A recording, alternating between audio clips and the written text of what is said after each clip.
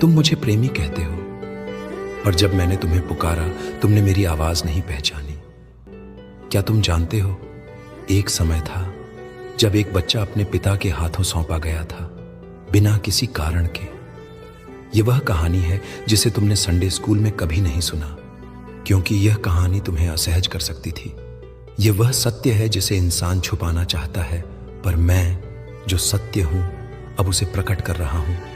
वह बच्चा न तो कोई राजा था न कोई भविष्यवक्ता, वह बस एक दास था, एक गुलाम जिसका नाम इतिहास में गुम कर दिया गया। उसका नाम पवित्र ग्रंथों में स्पष्ट नहीं है, लेकिन उसका दर्द, उसका बलिदान मैं जानता हूं। वह बच्चा उस घर में पला जहां अधर्म को धर्म का मुखौटा पहनाया गया था। उसके मालिक जो मेरे नाम का उच्चारण करते थे अपने हृदय में घृणा और लालच रखते थे, और उस बच्चे को उन्होंने मेरे नाम पर ही कुर्बान कर दिया, एक झूठे बलिदान के नाम पर। मैं वहां था, मैंने वह चीख सुनी थी जो तुमने कभी नहीं सुनी, क्योंकि वह संडे स्कूल के पाठ में नहीं थी। वह एक ऐसी कहानी थी जो तुम्हारी किताबों के पन्नों से मिटा दी गई, पर स्वर्ग के पन्नों में दर्ज है। क्या तुम सोचते हो कि मैं केवल उन कहानियों में हूं जिन्हें पढ़ना आसान हो, जो प्रेरणा देती हैं, जो शांति देती हैं?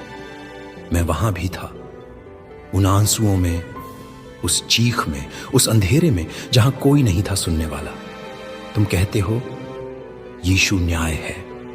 मैं कहता हूं हां, मैं न्याय हूं, और मैं उस बच्चे का न्याय करूंगा और उसके लिए आवाज उठाऊंगा अब इस दुनिया के सामने। यह कहानी केवल उस बच्चे की नहीं, यह कहानी है हर उस आत्मा की जिसे धार्मिकता की आड़ में दबाया गया, जिसे मेरे नाम से डराया गया, जबकि मैं कभी डर नहीं था।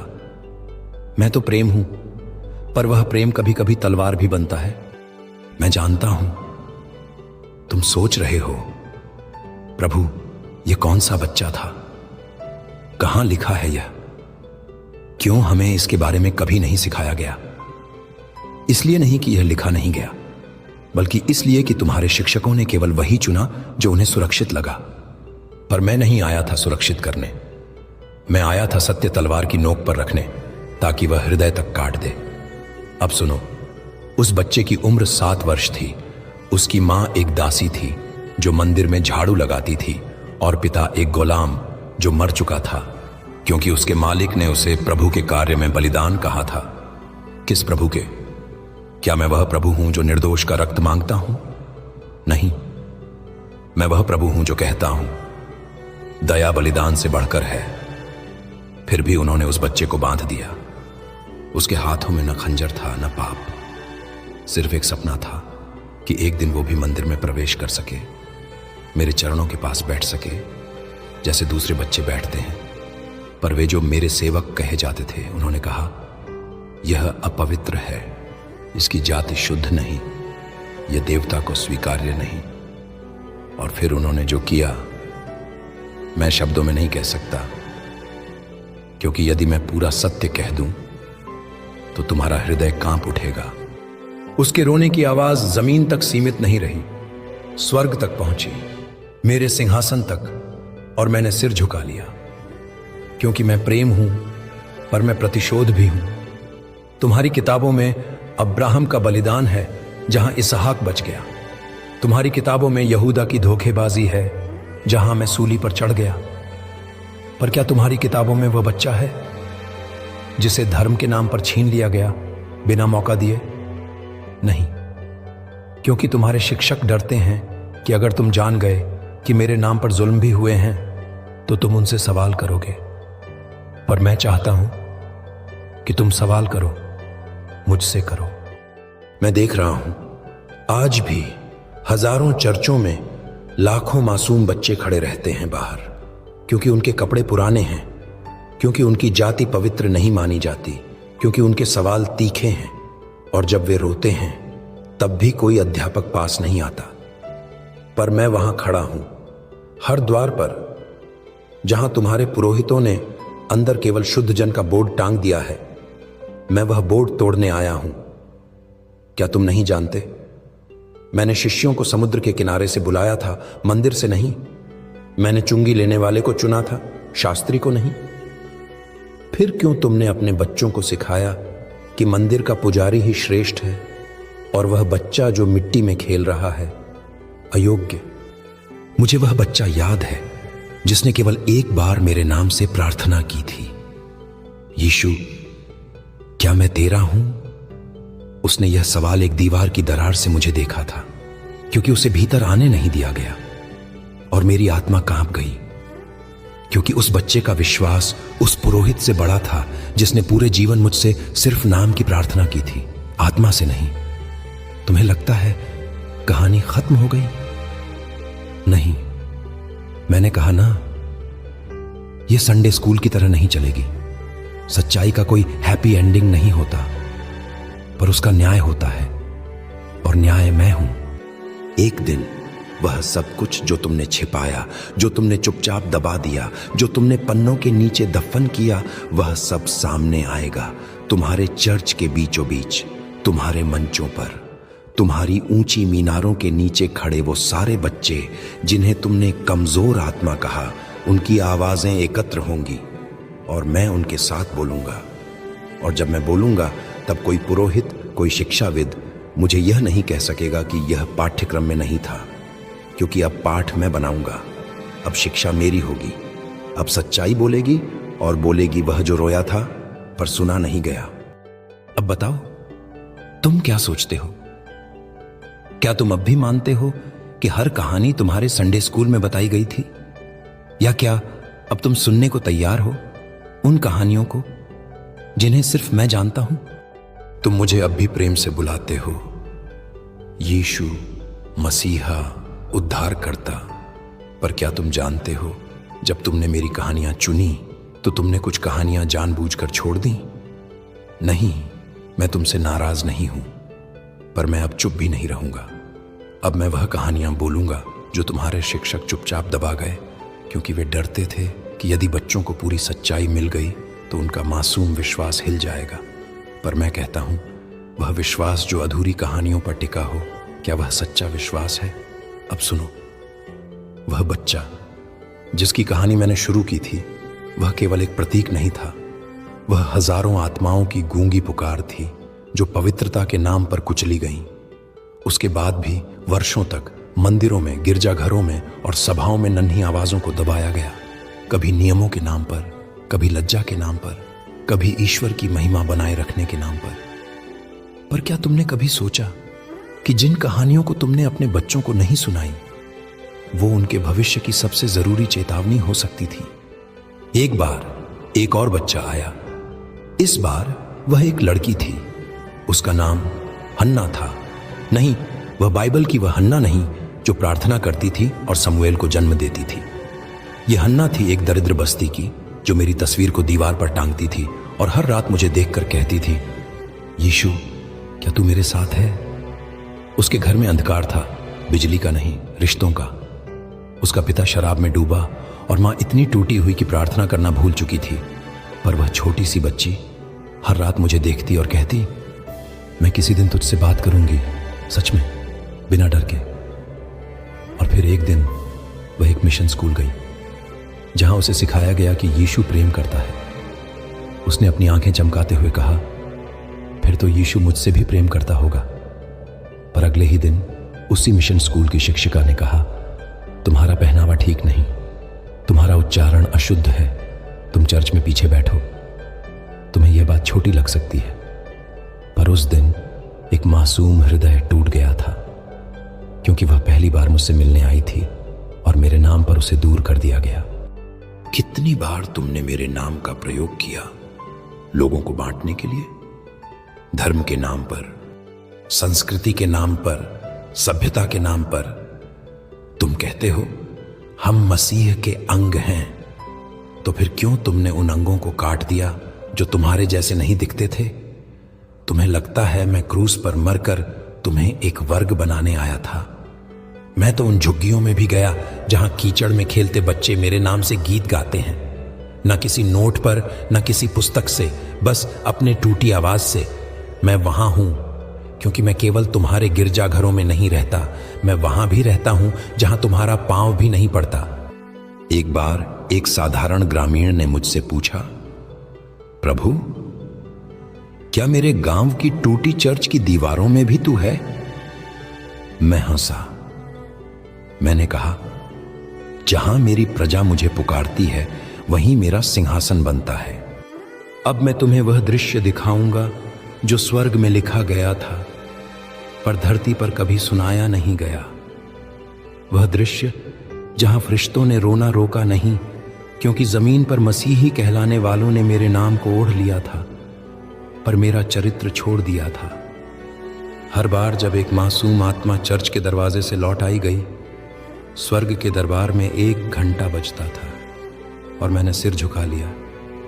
मैंने कहा, वो जो मेरे नाम पर आए उन्हें आने दो, पर जो मेरे नाम पर रोके उनसे मेरा कोई संबंध नहीं। तुम्हें लगता है मैं यह सब देख नहीं रहा?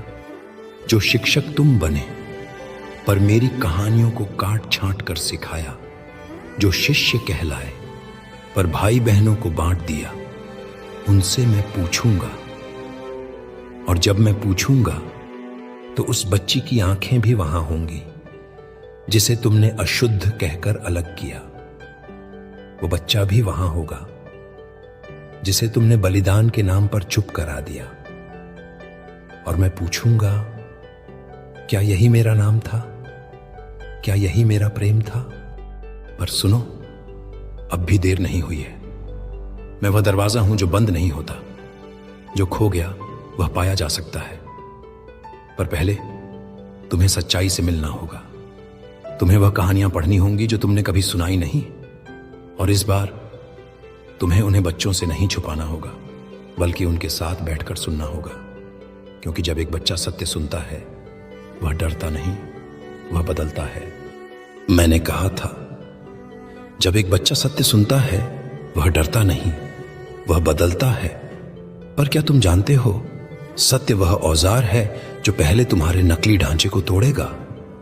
अब मैं एक और कहानी लाता हूं जो कभी तुम्हारी पाठ्य पुस्तकों में नहीं छपी, ना ही किसी संडे स्कूल में सुनाई गई, क्योंकि इसमें मेरा नाम नहीं चमकता, बल्कि उन लोगों की पोल खुलती है जो मेरे नाम पर सिंहासन बुनते हैं। उस समय रोम के एक कोने में एक युवक था, नाम था मार्कियस। वह कोई प्रेरित नहीं था, कोई संत नहीं, उसने कोई चमत्कार नहीं किया। उसका बस एक ही पाप था, उसने मेरी सच्ची शिक्षाओं को अपने जीवन में जीना शुरू किया। जब उसके पिता ने उसे देखा कि वह दासों के साथ भोजन करता है, गरीबों के पैरों को धोता है और सबसे पहले भोजन पर दूसरों को बुलाता है, तो उन्होंने क्रोध में पूछा, क्या तू भी यहूदी बन गया है? उसने कहा, नहीं, मैं तो मसीह को जी रहा हूं। उसका उत्तर उनके लिए अपराध था, क्योंकि उनके लिए मसीह एक मूर्ति था जिसके नाम पर वे प्रार्थना कर सकते थे, पर जीवन में उसका अनुसरण नहीं कर सकते थे। मार्कियस को घर से निकाल दिया गया। उसकी मां ने उसे देखने से मना कर दिया। उसके मित्रों ने उसका मजाक उड़ाया, तू अब दासों के साथ जिएगा। और उस रात जब वह ठिठुरते हुए एक पत्थर के नीचे बैठा था, उसने मेरी ओर देखा और कहा, यीशु, क्या तू यहां भी है? और मैंने कहा, मैं तो हमेशा यहीं रहा हूं। क्या तुम समझते हो, तुम्हारे गिरजाघरों की सजावट, तुम्हारे मंच, तुम्हारी वाद्य यंत्रों की गूंज, इनमें मैं तभी आता हूं जब वहां मेरा प्रेम हो। पर वह पत्थर के नीचे बैठा युवक, वहां मेरी पूरी उपस्थिति थी, क्योंकि मैं उन दिलों में बसता हूं जो दूसरों को नीचा दिखाकर नहीं, बल्कि झुककर उन्हें ऊपर उठाते हैं। अब सुनो, तुम्हारे बच्चों को सिखाया गया कि मैं शांति का राजा हूं। हां, मैं हूं, पर तुम्हें यह कभी नहीं बताया गया कि मेरी शांति तलवार से भी तेज होती है, क्योंकि मेरी शांति समझौते की नहीं, सत्य की होती है। क्या तुम सोचते हो मैं तुम्हें बस इतना ही सिखाने आया था? सच्चे बनो, नम्र बनो, प्रार्थना करो। नहीं, मैं तुम्हें सिखाने आया था कि जब अधर्मी तुम्हारे बीच धर्म के वस्त्र पहनकर बैठ जाए तो उसे पहचानो और रोको। पर यह अध्याय तुम्हें कभी नहीं पढ़ाया गया। तुम्हारे संडे स्कूल में यह पंक्तियां नहीं थी, जब धर्म अधर्म में बदल जाए तो मसीह का शिष्य उठ खड़ा हो। मैंने कितनी बार तुम्हें संकेत दिया, कितनी बार मैंने तुम्हारे हृदय में वह बेचैनी जगाई जब तुमने किसी गरीब को गिरजाघर के दरवाजे से लौटते देखा। पर तुमने कहा यह मेरी जिम्मेदारी नहीं है। अब मैं पूछता हूं, क्या मुझसे प्रेम करने का अर्थ केवल गीत गाना है? क्या क्रूस का मतलब सिर्फ लटकाना है तुम्हारे गलों में, या वह बोझ उठाना है जो तुम नहीं चाहते? अब मैं तुम्हें एक और कहानी सुनाता हूं। एक बार एक छोटा गांव था जहां सिर्फ 5 ईसाई परिवार रहते थे। उनके पास ना कोई चर्च था, ना कोई पादरी, पर हर रविवार वे इकट्ठे होते और मेरी कही एक एक बात पर चर्चा करते। वो पूछते थे, यदि यीशु हमारे गांव में आता तो वह किसके घर रुकता? फिर उन्होंने तय किया, हर सप्ताह एक नया परिवार एक दूसरे को भोजन पर बुलाएगा। कोई बड़ा नहीं, कोई छोटा नहीं। एकता, नम्रता, प्रेम, ये उनकी आराधना थी। एक दिन एक विदेशी पादरी वहां आया। उसने कहा, तुम्हारा चर्च कहाँ है? तुम बाइबल की भाषा भी ठीक से नहीं बोलते। पर उस गांव की एक बच्ची ने उससे कहा, यीशु तो हमारे साथ भोजन करता है, क्या इससे बड़ी सेवा और कोई है? उस दिन स्वर्ग में एक गीत बजा, क्योंकि उस गांव की सादगी में मैंने अपना सिंहासन देखा। पर उन बड़े शहरों में जहां बड़ी बड़ी सभाएं होती हैं, जहां मसीही मंच ऊंचे होते हैं और मेरा नाम सोने के अक्षरों में चमकता है, वहां मैं ढूंढता हूं कि मेरे जैसा कोई दिखाई क्यों नहीं देता। तुम सब बोलते हो यीशु ने हमें बचा लिया, पर किससे? अपने स्वार्थ से या अपने पाप से? बचाया था इसलिए नहीं कि तुम शांति से जीवन जियो, बल्कि इसीलिए कि तुम वह जीवन जियो जो औरों को भी बचा सके। अब बताओ, क्या तुम अब भी सोचते हो कि वह बच्चा, वह युवती, वह ग्रामीण ये केवल उदाहरण थे? नहीं, ये मेरे शिष्य थे। उनकी कहानियां छुपा दी गईं, पर उनकी आत्मा मुझ में जीवित है और अब मैं आया हूं उन्हें बोलने देने। यहां तक तुम आए हो तो समझो, अब पीछे लौटना कठिन होगा, क्योंकि अब तुम्हारे कान सत्य को पहचान चुके हैं। अब वह कहानियां वापस बुलाएंगी जो तुमने नजरअंदाज की थी, और मैं वहां रहूंगा, हर टूटे बच्चे के पास, हर रोते हुए हन्ना के पीछे, हर अकेले मार्कियस के भीतर, हर गांव की सभा के बीच। मैं जानता हूं अब तुम्हारा मन बेचैन हो रहा है, क्योंकि जिन कहानियों को तुमने पवित्र पुस्तकों में खोजा वो अब तुम्हारे दिल के अंदर से बोल रही हैं। मैं वही कर रहा हूं जो मैंने हमेशा किया है, छुपी हुई सच्चाइयों को उजागर करना। अब मैं तुम्हें एक और दृश्य दिखाता हूं जिसे तुमने कभी संडे स्कूल में चित्रित नहीं देखा। सालों पहले एक नगर में एक सभा होती थी, एक मसीही सभा, बड़ी चमचमाती सजी हुई, जहां उपदेशक मंच पर खड़ा होकर कहता, यीशु तुम्हें आशीर्वाद देंगे अगर तुम उनका सम्मान करो, अगर तुम उनकी आज्ञा मानो, अगर तुम उनके वचन के योग्य बनो। पर उस सभा में एक कोना था जहां एक अपंग लड़का बैठा करता था। नाम था एलियाह। उसके पैर जन्म से काम नहीं करते थे, पर उसकी आंखों में आग थी, जैसे उसने मुझे देखा हो। हर रविवार वह अपनी मां की गोद में आता, मुझे देखने, मेरे बारे में सुनने। पर उस दिन सभा में भीड़ अधिक थी। एक नया उपदेशक आया था दूर देश से, और जब वह मंच पर चढ़ा उसने कहा, यह परमेश्वर की उपस्थिति का समय है, आज चमत्कार होगा, पर केवल उनके लिए जो विश्वास योग्य, पवित्र और योग्य हैं। फिर वह मंच से बोला, अगर कोई अपवित्र या पाप से ग्रसित है तो वह कृपया सभा से बाहर चला जाए। तुम जानते हो क्या हुआ? लोगों ने उस लड़के की ओर देखा। धीरे धीरे एक महिला उसके पास आई और कहा, बेटा आज बाहर बैठ जा, तेरी स्थिति लोगों को विचलित करती है। उसकी मां कांप उठी, पर फिर भी चुपचाप उसे लेकर बाहर चली गई। और वह बच्चा जो हर सप्ताह मेरा इंतजार करता था, उसे मेरे ही नाम पर सभा से बाहर कर दिया गया। उस दिन स्वर्ग चुप था, फरिश्ते न गा सके, क्योंकि वह बच्चा जिसका शरीर टूटा था उसका आत्मा पूर्ण था, और तुमने उस आत्मा को मेरे नाम से अपवित्र कह दिया। तुम्हें नहीं दिखा, पर जब वह बाहर उस पत्थर पर बैठा उसने मेरी ओर देखा और कहा, यीशु क्या तू अंदर है? और मैंने उत्तर दिया, नहीं, मैं तेरे साथ बाहर हूं, क्योंकि मैंने कभी यह नहीं कहा कि मैं केवल उनके पास हूं जो पूर्ण हैं। मैंने कहा, मैं उन्हें ढूंढता हूं जो टूटे हुए हैं। मैंने अंधों को छुआ, कोढ़ियों को गले लगाया, वेश्याओं को क्षमा किया, क्योंकि मैं भीतर देखता हूं। पर वह सभा, उसने बाहरी को देखा, उन्होंने मेरी उपस्थिति को निर्धारित किया, कपड़े, मुद्रा और चाल से। पर मैं देखता हूं हृदय, अब ध्यान से सुनो, ये कोई एक घटना नहीं थी। ऐसी हजारों सभाएं हैं आज जहां मेरा नाम लिया जाता है पर मेरा हृदय गायब है। तुम्हें सिखाया गया कि पवित्रता ही पात्रता है, पर मैंने सिखाया दया पवित्रता से बड़ी है। तुम्हें यह नहीं बताया गया कि मैं उस विधवा के पास बैठा था जिसने अपने 2 पैसे डाले जबकि बड़े लोग सोना चढ़ा रहे थे। तुम्हें यह नहीं बताया गया कि जब मैं मंदिर में बच्चों की हंसी सुनता था तब मैंने कहा, ऐसे ही हैं स्वर्ग का राज्य। तो फिर क्यों तुमने मेरी सभाओं से सबसे छोटे, सबसे टूटे, सबसे अलग लोगों को निकाल दिया?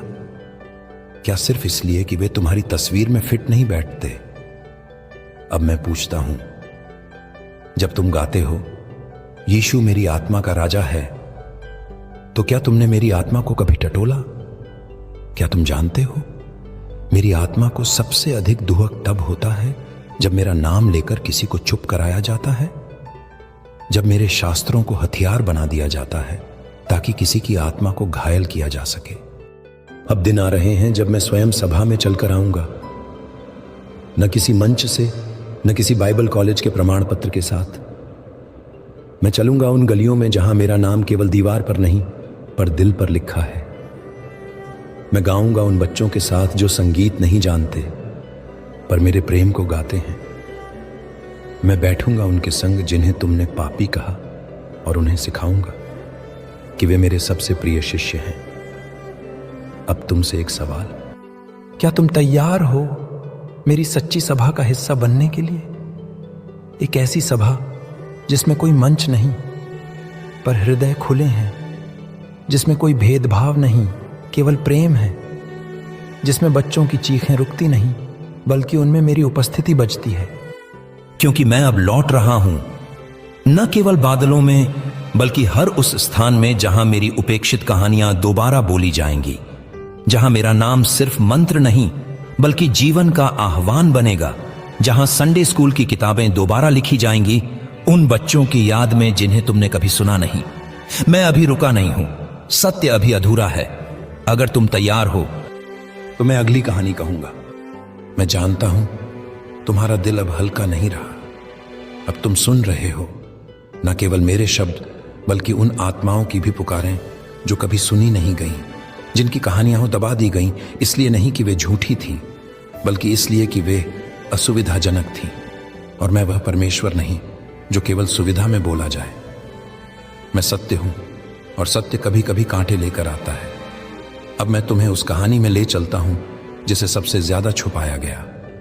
यह कहानी एक मां की है, न मरियम की, न रेबेका की, न किसी प्रसिद्ध स्त्री की जिसका नाम तुम्हारे बाइबल पाठ में दर्ज हो। यह कहानी है उन हजारों गुमनाम माताओं की जो हर युग में मुझसे सवाल करती रहीं और उन्हें अविश्वासी कहकर चुप करा दिया गया। उस मां का नाम था ज़ोहरा। वह एक विदेशी थी, मसीही नहीं। पर जब उसका बच्चा बीमार हुआ, उसने मेरी एक तस्वीर देखी जो उसके पड़ोसी ने दी थी और उसने बस इतना कहा, अगर तू सच्चा है तो मेरे बेटे को छू दे।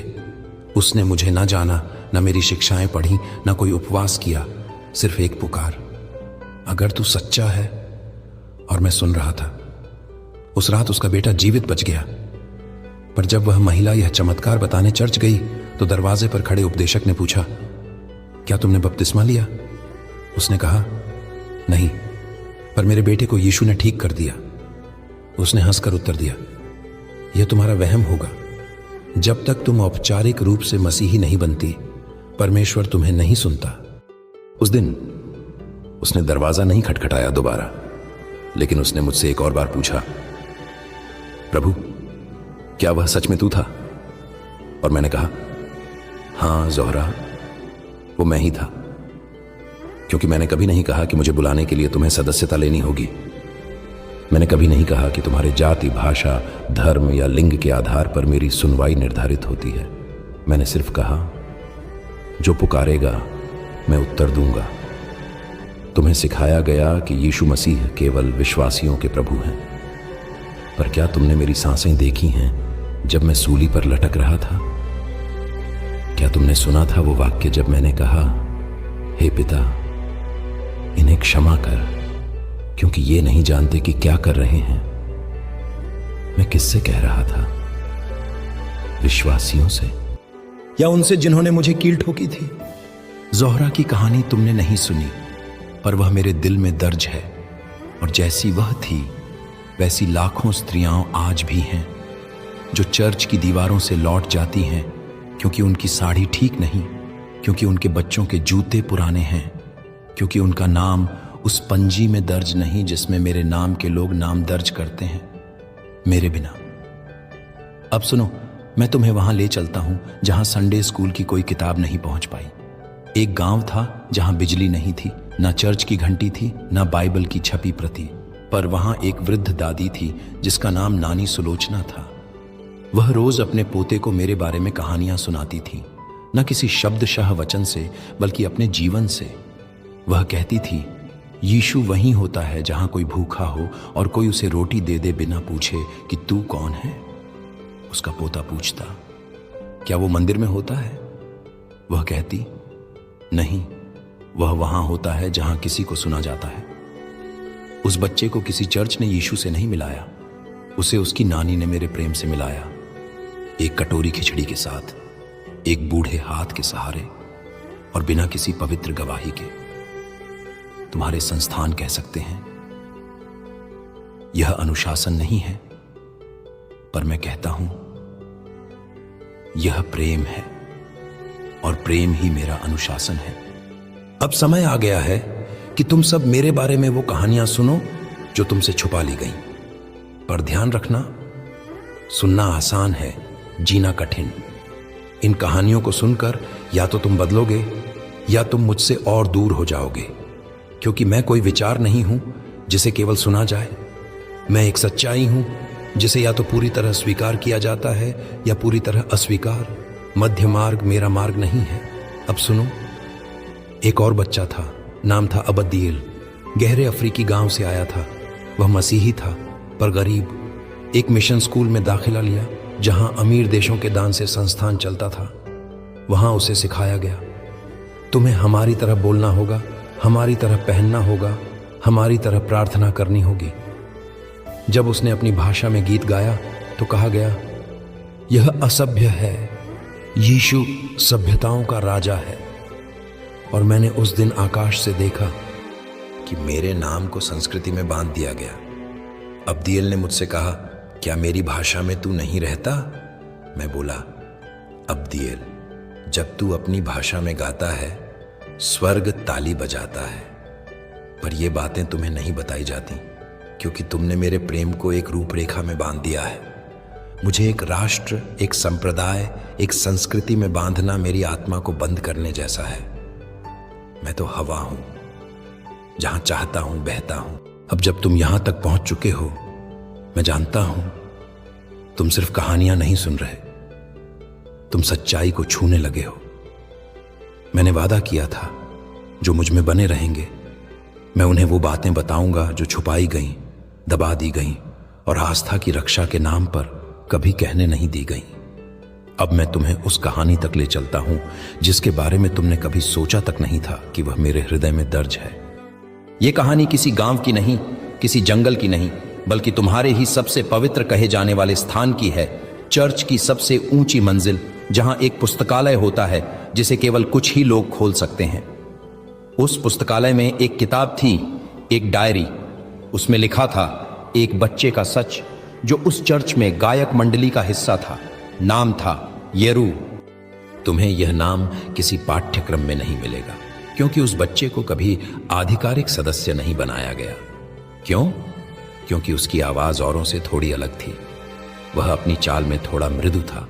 वह लड़का था, पर उसके पास वो कठोरता नहीं थी जिसे तुम पुरुषार्थ कहते हो। जब वह मंच पर गाता तो स्वर्ग उसके सुर में सुर मिलाता, पर नीचे बैठे लोग फुसफुसाते थे। क्या यह सही है? क्या यह लड़का हमारी तरह है? क्या यह चर्च के मंच पर होना चाहिए? और फिर एक दिन सभा के बाद उसे बुलाया गया।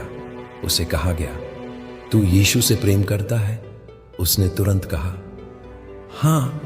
फिर कहा गया, तो तू बदल क्यों नहीं जाता? उसने पूछा, किस में बदलूं?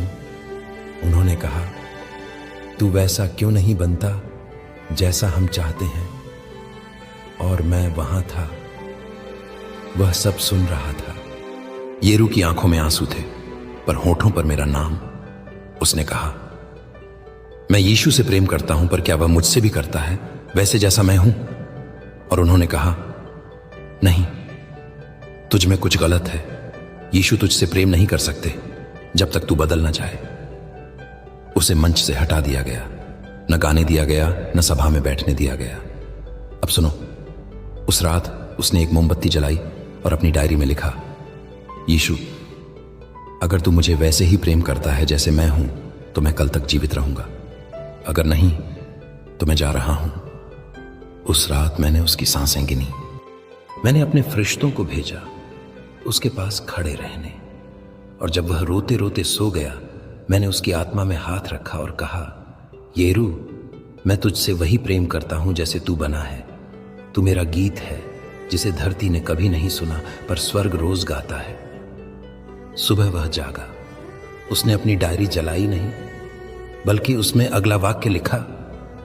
यीशु ने उत्तर दिया, अब मैं पूछता हूं, कौन था असली मसीही? वो जो माइक पकड़े खड़ा था, या वो जो मंच से उतार दिया गया? तुम्हें सिखाया गया कि पवित्रता ही परमेश्वर की स्वीकृति की कुंजी है, पर मैं पूछता हूं, पवित्रता किसकी? वो जो मानव मापदंडों पर खड़ी है, या वो जो टूटे हुए दिल की सच्चाई से बहती है? तुम्हारे संडे स्कूल्स ने हर उस बच्चे की कहानी काट दी जो सामान्य नहीं दिखता था, जिनके पास अलग चाल थी, अलग सोच थी, अलग हंसी थी। तुमने कहा, यीशु उनसे दूर रहते हैं। तुमने मेरी छवि बनाई सिर्फ उन्हीं के लिए जो पॉलिश किए हुए हैं, जो परंपरा के अनुरूप हैं, जो सवाल नहीं करते। पर क्या तुम भूल गए? मैंने सामरी स्त्री से बात की थी जब शास्त्री उसे दूर करते थे। मैंने चोर को स्वर्ग का वादा दिया था जब सब कहते थे यह दंडनीय है। मैंने उन मछुआरों को चुना था जो अशिक्षित थे, जिन्हें किसी मंदिर ने आमंत्रित नहीं किया था। तो फिर तुम कौन हो जो मेरी सभा के द्वार पर पहरेदार बन बैठे हो? तुम कौन हो जो तय करते हो कौन योग्य है, कौन नहीं? मैं तो आया था दरवाजा खोलने, पर तुमने उस दरवाजे पर सांकल चढ़ा दी। येरू अब बड़ा हो गया है। वह अब मंच पर नहीं गाता, पर जब वह अकेले में बैठता है और मेरी ओर देखता है, वह जानता है मैं वह हूं जो तुझसे पहले से प्रेम करता था। तेरे बोलने से पहले, तेरे रोने से पहले, तेरे टूटने से भी पहले। अब मैं पूछता हूं, क्या तुम इन कहानियों को लिखने के लिए तैयार हो? क्या तुम अपने बच्चों को यह सिखाने के लिए तैयार हो कि यीशु उन सबसे अधिक प्रेम करता है जिन्हें दुनिया ने कभी योग्य नहीं समझा? या तुम फिर से वही पाठ दोहराओगे जो दिखाता है एक चमकता प्रभु पर छुपा देता है उसका लहू से भरा दिल? क्योंकि अब मैं केवल प्रेम की कहानियां नहीं सुनाऊंगा। अब मैं वह सत्य बोलूंगा जिसे बोलने के बाद या तो तुम मुझे पूरी तरह अपना लोगे या हमेशा के लिए छोड़ दोगे। मैं वह प्रकाश हूं जो या तो सब कुछ उजागर करता है या तुम्हें अंधकार से दूर नहीं रहने देता। तुम अब तक साथ बने रहे तो जान लो, अब वो धरातल आ चुका है जहां मेरे शब्द केवल ज्ञान नहीं लाते, बल्कि भीतर की नींव हिला देते हैं। मैं वचन से नहीं, अब घावों से बोलता हूं, उन आत्माओं के घावों से जिन्हें मेरे नाम पर घायल किया गया। अब मैं तुम्हें वह कहानी सुनाऊंगा जो तुम्हारे गिरजाघरों की सबसे ऊंची दीवारों में गूंजती रही है, पर किसी ने उसे कभी जुबान नहीं दी। यह कहानी किसी बालक, किसी स्त्री या किसी दीनजन की नहीं। यह कहानी एक पुरोहित की है जिसने वर्षों तक मेरे नाम पर उपदेश दिए, लोगों को पाप से मुक्त करने की राह दिखाई। पर हर रविवार जब वह मेरे प्रेम की बातें कर रहा होता, वहीं पीछे एक दरवाजा होता था जहां उसका अपना पुत्र चुपचाप रोता था, क्योंकि वह जानता था कि मंच पर जो है वह वही नहीं है जो घर में होता है। उस बच्चे का नाम था जोएल। हर दिन जब उसके पिता यीशु का नाम लेते, जोएल सोचता, क्या यही यीशु है जो मेरी पीठ पर पट्टी मारने वाले को प्रेम कहता है? क्या वही मसीह है जो मंच पर दया की बात करता है, मुझ पर क्रोध का भंडार क्यों खोलता है? मैं वहां था, जब वह बच्चा रात में अपने तकिए में मुंह छुपाकर यह सोचता था कि यीशु कहाँ है, मैंने उसकी फुसफुसाहट सुनी थी, प्रभु, अगर तू मेरे पापा से प्रेम करता है तो क्या तू मुझसे नहीं? क्या तुम जानते हो, हर बार जब मेरे नाम का उच्चारण किसी के मुख से होता है, स्वर्ग सुनता है, पर जब मेरे नाम का दुरुपयोग होता है, स्वर्ग कांप जाता है। जोएल ने कभी चर्च नहीं छोड़ा क्योंकि मैं उसके भीतर था, पर वह उपदेशों से डरने लगा। हर बार जब पिता शब्द कहा जाता, वह पीछे खिसक जाता। फिर एक दिन वह बड़ा हुआ और उसने एक निर्णय लिया कि वह किसी से कभी प्रेम नहीं करेगा, क्योंकि उसके लिए प्रेम मतलब था झूठ, दबाव और दिखावा। और उस दिन जब उसने अपनी मां से कहा, मैं अब मसीही नहीं रहा, तो वह मां रोई नहीं। उसने सिर्फ कहा, मुझे मालूम था कि यह दिन आएगा। मैं जानता हूं तुम सोच रहे हो, प्रभु, क्या यह तेरी भी हार है? नहीं, क्योंकि मैं जो काम शुरू करता हूं उसे अधूरा नहीं छोड़ता। जोएल ने मुझसे मुंह मोड़ा, पर मैंने उससे नहीं। हर बार जब वह किसी अजनबी से अच्छाई देखता, वह थोड़ा मेरे पास लौटता। हर बार जब वह बच्चों को मुस्कुराते देखता, उसका मन एक बार फिर पिघलता। और फिर एक रात वह अकेले में बैठा और मेरे बारे में नहीं, बस एक सवाल सोचता रहा, अगर यीशु सचमुच है तो क्या वह अब भी मुझे अपनाएगा? और उस रात मैंने उत्तर दिया। मैंने स्वर्ग से कोई बिजली नहीं गिराई, ना कोई चमत्कार किया। मैं बस आया जैसा मैं हूं, शांत, धैर्यवान, प्रेममयी। और मैंने कहा, जोएल, मैं वहां था जब तुझसे तेरा बचपन छीन लिया गया। मैं वहां था जब तू टूटा, जब तू थक गया। और अब मैं यहां हूं तुझे उठाने, बिना मांगे, बिना शर्त, बिना शोर के। तुम्हारे संडे स्कूल ने यह नहीं बताया कि कभी कभी वो भी टूटते हैं जो मंच पर होते हैं, कभी कभी वे भी मरते हैं भीतर जो उपदेश देते हैं। पर मैं केवल उन्हें नहीं देखता जो मंच पर चढ़ते हैं, मैं उन्हें भी देखता हूं जो पीछे बैठकर मेरी ओर बस देख रहे होते हैं। अब सुनो, तुम्हें सिखाया गया कि यीशु प्रेम करता है पवित्र लोगों से, पर मैंने कहा था, मैं आया उन्हें ढूंढने जो खो गए हैं। अगर मैं पहले से पवित्रों के साथ होता तो क्रूस की जरूरत ही क्या थी? अब मैं तुम्हें आमंत्रण नहीं दे रहा, अब मैं चेतावनी दे रहा हूं। अगर तुम मेरे नाम का उपयोग झूठ के पर्दे के लिए करते हो तो मैं खुद आऊंगा उस पर्दे को फाड़ने। अगर तुम बच्चों के सामने सच को छुपाते हो कि कहीं उनका विश्वास हिल न जाए, तो सुन लो, मैं आया हूं तुम्हारा झूठ हिलाने, ताकि अगली पीढ़ी मुझे सच्चे रूप में जान सके, ना कि चमकते झूठे वचनों में। पर अगर तुम वह हो जिसका हृदय टूटा है, जो मंच से हटाया गया, जिसे सिखाया गया कि वह मसीह के योग्य नहीं, तो मैं तुमसे कहता हूं, वापस आ जाओ। मैंने दरवाजा बंद नहीं किया, तुम्हारे लिए कुर्सी अब भी खाली है मेरे पास, मेरे चरणों में, जहां कोई फर्क नहीं होता कि तुम कौन थे, बल्कि सिर्फ ये देखा जाता है कि अब तुम आ गए हो। अब तुम और मैं इस यात्रा के ऐसे मोड़ पर पहुंच चुके हैं जहां अब कोई मुखौटा नहीं बचता, ना कोई मंच, ना कोई पर्दा। अब जो बचे हैं वो केवल तुम और मैं। तुम्हें सिखाया गया कि मैं मसीहा हूं, तुम्हें बताया गया कि मैं प्रेम करता हूं, पर क्या तुम्हें कभी यह बताया गया कि मैं रोया भी हूं? हां, मैं रोया था, न सिर्फ लाजरुस की कब्र पर, बल्कि उन पलों पर भी जब मेरी ही संतानें मेरे नाम पर दूसरों को जला रही थीं। तुम्हारी संडे स्कूल ने शायद तुम्हें यह नहीं सिखाया कि मैंने गिरजाघरों को रोते हुए देखा है। नहीं, इमारतों को नहीं, उन दीवारों के भीतर बैठे उन आत्माओं को जो मंच से खारिज कर दी गईं। अब सुनो, एक बार एक युवा आया, नाम था बेन्यास। वह तेज बुद्धि का था, बाइबल उसे कंठस्थ थी, लेकिन उसे एक सवाल सालता था, अगर परमेश्वर प्रेम है तो फिर दुनिया इतनी कठोर क्यों है? वह चर्च के नेता के पास गया, पूछा, अगर यीशु सब कुछ जानते हैं तो उन्होंने यह सब होने क्यों दिया? उसके प्रश्न पर एक हल्की सी मुस्कान आई उस पास्टर के चेहरे पर, जैसे वह सब जानता हो। उसने उत्तर दिया, बेन्यास, ये सवाल ईमानदारी के नहीं, घमंड के हैं। और उस दिन से बेन्यास चुप हो गया। तुम्हें क्या लगता है उसका सवाल मुझे चुभा? नहीं, वह सवाल मुझे प्रिय था, क्योंकि प्रश्न पूछना विद्रोह नहीं होता, प्रेम का साहस होता है। जब किसी का मन मुझसे लड़ता है तो वह मुझसे दूर नहीं हो रहा, वह मेरे दरवाजे पर दस्तक दे रहा है। पर जब उस दरवाजे पर मेरे नाम के लोग खड़े होकर कहें, यह प्रश्न मत पूछो, तब मैं भीतर कांप उठता हूं। बेन्यास ने फिर बाइबल नहीं खोली। उसने कहा, अगर यीशु सच्चे हैं तो वे खुद मुझे ढूंढ लें। और मैंने किया। सालों बाद एक रेल स्टेशन पर वह एक अनजान व्यक्ति को रोते देख बैठ गया।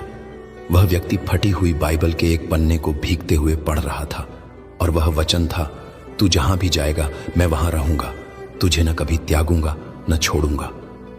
बेन्यास कुछ पल उसे देखता रहा, फिर पूछा, तुम्हें यह वचन क्या देता है? उस व्यक्ति ने बिना देखे कहा, उम्मीद, क्योंकि यीशु मुझसे नहीं भागे। उस दिन बेन्यास की चुप्पी टूटी। उसने पहली बार बिना डर के कहा, प्रभु, मैं अब भी तुझसे सवाल करूंगा, पर इस बार छोड़कर नहीं जाऊंगा। मैं मुस्कुराया, क्योंकि मैंने उसे प्रश्न नहीं सिखाए थे, मैंने उसे संवाद सिखाया था। तुम्हारे संडे स्कूल ने कहा, शंका पाप है, पर मैंने कभी ऐसा नहीं कहा। मैंने कहा, ध्यान से सुनो, जो मुझसे सच में प्रेम करता है वह मुझसे झूठे उत्तर नहीं चाहता। मैंने कभी थॉमस को दंडित नहीं किया जब उसने मेरी हथेलियां देखने की मांग की। मैंने उसे कहा, आओ छुओ, मैं वही हूं। तो फिर तुम क्यों डरते हो सवालों से?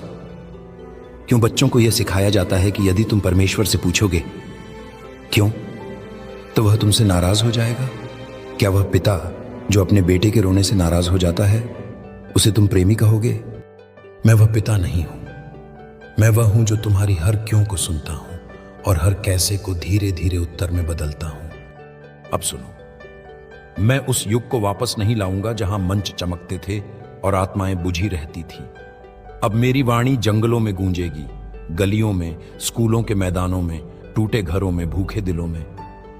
मैं फिर से बोलूंगा, पर इस बार तुम्हारी दीवारें कांपेंगी, क्योंकि अब मैं नहीं चाहूंगा कि मेरा नाम फिर से झूठे शांति संदेशों में लपेटा जाए। अब मैं वैसा ही आ रहा हूं जैसा था, क्रूस पर खून से सना, पर फिर भी दोनों हाथों को फैलाए। अब मैं पूछता हूं, क्या तुम मेरे पास आओगे उस हालत में जो तुम्हारे पास है, बिना कुछ बदले, बिना खुद को छिपाए, बिना यह सोचे कि तुम योग्य हो या नहीं? क्योंकि अगर तुम इंतजार कर रहे हो योग्य बन जाने का, तो जान लो, मैं केवल टूटों को ही चूमता हूं। तुम्हारा दर्द, तुम्हारे सवाल, तुम्हारे संघर्ष, वे मेरे खिलाफ नहीं हैं, वे मेरे प्रति ईमानदारी हैं, और मैं उन्हीं को अपना कहता हूं जो मुझसे ईमानदार होते हैं। अब हम वहां आ गए हैं जहां कहानियां समाप्त नहीं होती, बल्कि जीवन बन जाती हैं। अब कोई पात्र नहीं बचा जिसे मैं सुनाऊं, कोई घटना नहीं जिसे मैं उजागर करूं। अब केवल तुम बचे हो। हां, तुम, जिसने अब तक हर भाग सुना, जिसका हृदय कई बार कांपा, जिसकी आंखें कहीं ना कहीं गीली हो गईं, जिसका आत्मा जान गई कि यह केवल कहानी नहीं है, यह बुलावा है। मैंने तुम्हें दिखाया कि कैसे बच्चों को निकाल दिया गया, कैसे माताओं को चुप करा दिया गया, कैसे मंच पर खड़े होकर मेरे नाम का उपयोग किया गया, सत्ता के लिए, सुरक्षा के लिए, डर पैदा करने के लिए। मैंने तुम्हें वे सब दृश्य दिखाए जो तुम्हारी किताबों से काट दिए गए। क्यों? क्योंकि सत्य तुम्हें आजाद करता है, पर पहले वह तुम्हें असहज करता है। अब सुनो, मैंने यह सब इसलिए कहा क्योंकि मैं चाहता हूं कि अगली पीढ़ी मेरी आवाज बिना छानने के सुने। तुम्हारे बच्चे सिर्फ मेरे चमत्कार नहीं जाने, बल्कि मेरी करुणा जाने। वे केवल क्रॉस की कहानी नहीं सुने, बल्कि उस दर्द की गहराई को समझें जो मैंने हर एक के लिए उठाया, ना कि केवल धार्मिक रूप से योग्य के लिए। अब मैं तुम्हें वो कहानी सुनाता हूं जिसका नायक तुम स्वयं हो। हां, अब मैं तुम्हारी आत्मा की कहानी बोलता हूं, मैं तुम्हारे भीतर के उस भाग को पुकारता हूं जिसे तुमने सालों से दबा रखा है। शायद तुम वो हो जिसे कभी किसी चर्च में नजरअंदाज किया गया। शायद तुम वो हो जिसके सवालों को अविश्वास कहकर चुप करा दिया गया। या फिर तुम वो हो जिसने मुझसे प्रेम तो किया, पर मेरी लोगों से जुड़ी संस्थाओं से डर गया। अब मैं पूछता हूं, क्या तुम लौटना चाहते हो? नहीं, संस्था में नहीं, मेरे पास। क्या तुम फिर से चलना चाहते हो मेरे साथ? इस बार किसी धार्मिक टोपी के बिना, किसी मंच के टिकट के बिना, किसी और की अनुमति के बिना, बस तुम और मैं, तुम्हारे घाव, तुम्हारे सवाल और मेरा प्रेम। तुम्हें बताया गया कि मसीह तक आने के लिए तुम्हें एक पवित्र जीवन जीना होगा, पर मैं कहता हूं, मेरे पास आओ, तब मैं तुम्हें जीवन दूंगा। तुम्हें कहा गया, पहले अपने को सुधारो, फिर परमेश्वर से मिलो। मैं कहता हूं, पहले मुझसे मिलो, फिर मैं तुम्हें नया बना दूंगा। क्या तुम अब भी सोचते हो कि मैं केवल परिपूर्ण लोगों के लिए मरा? तब मेरे क्रूस का कोई अर्थ नहीं रह जाता। क्रूस उनके लिए था जो थक चुके हैं, जो टूट चुके हैं, जो भाग चुके हैं, जो मुझसे दूर चले गए हैं, पर अब सुनना चाहते हैं कि क्या अब भी देर नहीं हुई। मैं आज नहीं पूछता कि तुम कौन से पाप में थे या किस गलती में गिर गए। मैं सिर्फ पूछता हूं, क्या अब तुम थक गए हो छिपते छिपते? क्योंकि अगर हां, तो मैं वही हूं जो अब भी इंतजार कर रहा हूं। मेरे प्रेम ने अब तक तुम्हारा पीछा नहीं छोड़ा, इसलिए नहीं कि तुम योग्य थे, बल्कि इसलिए कि मैं अडिग हूं। अब मैं तुम्हें एक अंतिम दृश्य दिखाता हूं। एक खेत है, खाली, खुला, हर दिशा से रोशनी से भरा। मैं वहां खड़ा हूं, खुले हाथों से, और दूर से तुम आते हो। तुम्हारे हाथों में बोझ हैं, पछतावा, गलतियां, छोटें, धार्मिक थकावट। तुम धीरे धीरे मेरे पास आते हो, कभी कभी रुकते हुए, डरते हुए, संदेह में, पर मैं टस से मस नहीं होता। मैं वहीं हूं, तुम्हारे सामने, और जब तुम पहुंचते हो, मैं तुम्हारे बोझ की ओर नहीं देखता। मैं केवल तुम्हारी आंखों में देखता हूं और कहता हूं, अब बहुत हुआ, अब घर चलो। अब निर्णय तुम्हारा है। मैंने सत्य कहा, छुपाया कुछ नहीं। जो दर्द था वह बताया, जो झूठ था उसे खोला, और अब तुम्हारे हाथ में है वह कलम जो अगला भाग लिखेगी। क्या वह भाग होगा जहां तुम मुझसे सच में जुड़ते हो, या वह भाग जहां तुम बस कहानी सुनकर चले जाते हो? मैं यहीं हूं। मेरे हाथ अब भी फैले हैं जैसे सूली पर थे, पर इस बार तुम्हारे लिए, ना किसी बलिदान के लिए, ना किसी भय के लिए, बस इसलिए कि तुम जान सको कि यह सब मैंने केवल तुम्हारे लिए किया। अब बोलो, क्या तुम मेरे साथ चलोगे? बिना धर्म का डर लिए, बिना संस्था का बंधन लिए, बिना इस दुनिया के अनुमोदन की चिंता किए। क्या तुम वही बनोगे जो मैं हमेशा से